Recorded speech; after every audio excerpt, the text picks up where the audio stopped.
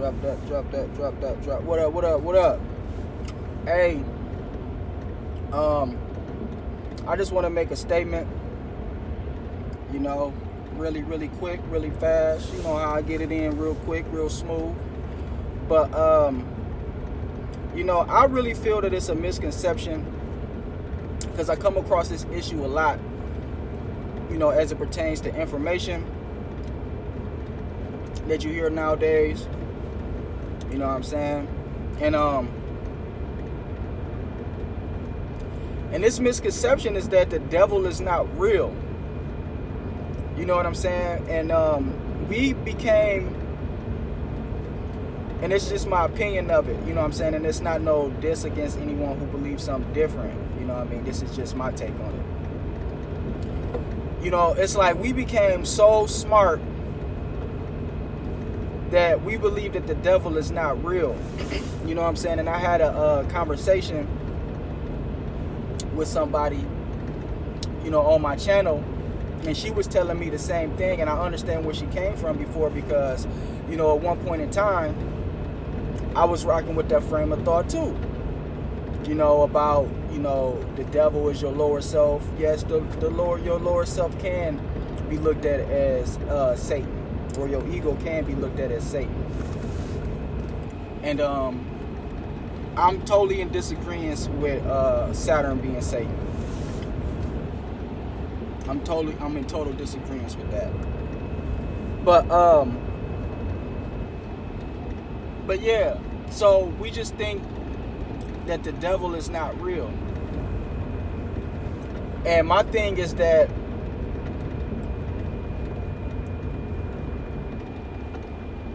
the devil may just be a title, or Satan may just be a title of anybody, like Christ is a title. You know what I'm saying? Like, there's many different Christ figures. It's not just one Christ, right? So Satan is a title. It's not just one Satan. It's many different type of Satans. But in order for that energy to exist inside of you, that energy has to exist outside of you. You know what I mean? Like, the angelic forces is real. You know, some call them Anunnaki, some call them Netchers, some call them the Elohim. You dig? But these angelic forces is real. You know, and anybody who really, really, really on a square truly understand the existence of angelic forces. There's many angelic forces. There's many different pantheons. These angelic forces is real. So it will behoove me to think that as well as angelic forces, there's benevolent forces. And then the Bible talks about Satan being a tempter. Well, these benevolent forces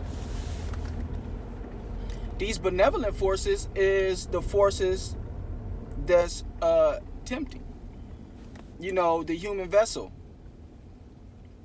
right? Because these angelic forces are energies. You know, if you know how to tap into an angelic, now this is real occult. I don't know if y'all know it or not. This is real occult talk right here. You know what I'm saying? This is real occult talk. Anybody with any type of power, true power comes through spirituality. Spirituality is dealing with the things unseen in this physical matrix. You dig what I'm saying? So, you know, see, the thing is, this conversation get tricky because people tap into angelic forces whether they know it or like it or not. That's why I always talk about the movie Fallen. You know what I mean? Like, spirituality is a deep thing. You just don't have to like spirituality for spiritual energies to be on you. People go crazy all the time and do crazy sadistic things because a spirit came over them. A spirit is a personality. You know, a spirit is a personality. That's why they ask you, are you in good spirits today? Or I got a low spirit. You know what I'm saying? That's why the Netchers was different personalities. These are the different personalities and energies that manifest for the one high true God. You see what I'm saying?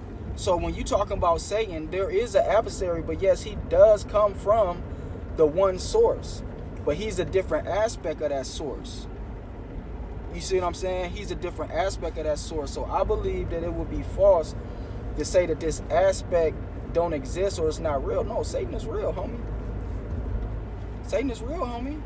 A lot of people is under the cuffs of Satan spiritually.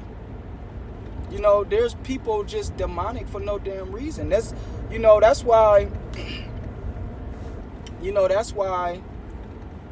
religion, I agree with some points of religion, because you got to understand that religion, most of the things in religion comes from antiquity. Holy water, baptism, all of these things just didn't start with modern religions. These things been in effect, and these things was passed down through the new religion that was changed around and switched, and the image of the God changed, and all of these different things.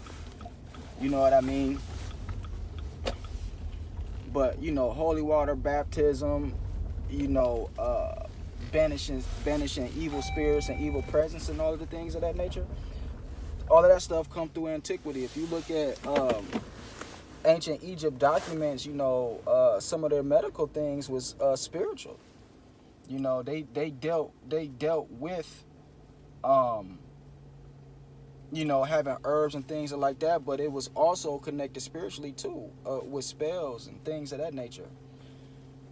You know what I mean? So yeah, man. A lot of people won't tell you this, but that stuff is real. That stuff is real. And I don't suggest that you just go willy-nilly and playing with that stuff if you don't know what you're doing, if you don't have a history in it, man, because you don't want to open up a world of something that you don't have no experience in. That could be dangerous to you and those around you. You dig what I'm saying? But that world exists around you, whether you know it or like it or not. You know what I'm saying? But it will benefit you more to be in tune and understand and be awake to it. You see what I'm saying? So yeah, man, the devil is real. There is an evil force in the world. And this evil force just wants to it goes against life. This evil force goes against life. It wants to destroy. It wants to destroy. It wants to kill. It wants to go against life. God is a creator God, the one that we pray to, and the God that we love, and that we give all of our good things, you know what I'm saying, the credit for. That's the creator God. He's the creator God, but it's a destructive God too. You know what I'm saying? But this, we're not a destructive God, you know what I mean? But it's his destructive nature. But all of the natures and all of the energies come from the one God. We all are a part of God, but that's just a different aspect of the creator. You know what I mean? And you kind of got to have an idea of Kabbalah or maybe Gnosticism to understand how that energy, manifests itself in different forms and frequencies in reality. You see what I'm saying?